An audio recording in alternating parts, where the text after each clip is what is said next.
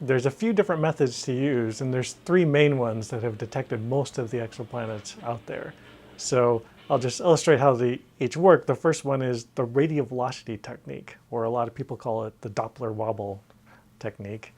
So what this is that you don't see the planet directly, but you use the fact that they interact gravitationally.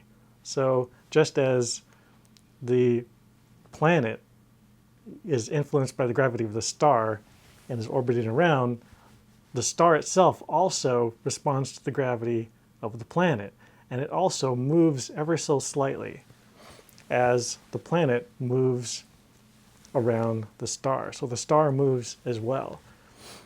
And what we do is we can actually measure the velocity of the star, and the star doesn't move very fast, basically walking speed.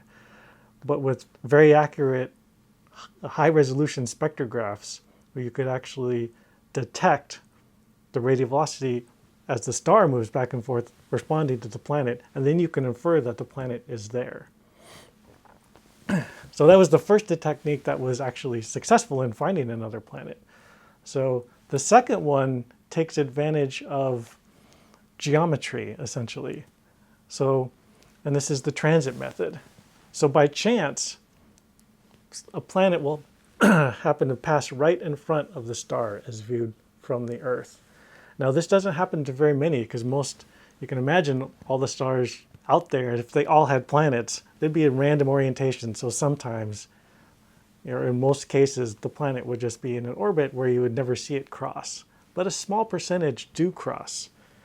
And when that happens, we can see a small dim in the light from the star, and that's the signal that the planet is there. The three main techniques of detecting exoplanet, just finding them, actually give us some information straight away, which sort of theorists can use to try and understand them. So just going to grab a couple of models again to explain. So the radial velocity method, where the planet is orbiting the star and the planet is exerting a gravitational pull on the star, so it's sort of wobbling the star in a sense, and we can see that wobble in the signal from the emission from the star. But what that really, well, that's great because we can detect the planet, but what it also tells us is it's telling us something about the mass of this planet. Because obviously the more massive this is, the higher its gravitational pull is going to be, and the more it's going to wobble the star. So that sort of detection method, if you like, already gives us some information for free. It tells us the mass of how much stuff is there essentially for this planet. Now the second sort of major detection method, the transit method, where we have a planet moving in front of the star and therefore blocking out some of the light, actually that tells us a bit about the radius of the planet. Obviously, if this planet were to get larger, it would block out more of the light and the radius, so therefore we know the radius is bigger if the dip in the light is larger.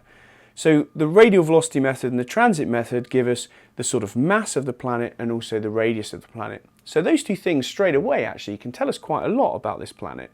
If we know the mass and the radius, we might know the density.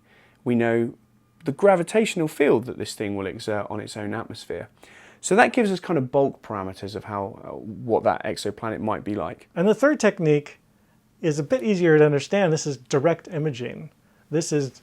Now we have our telescope on the ground, and it's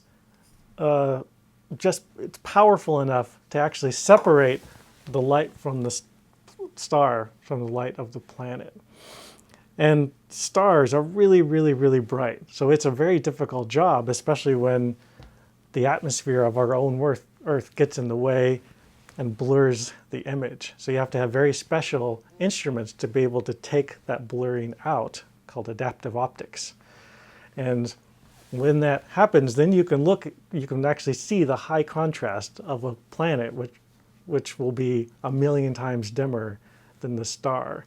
But you'll be able to separate that out. And now we can actually take images of other planets in certain circumstances.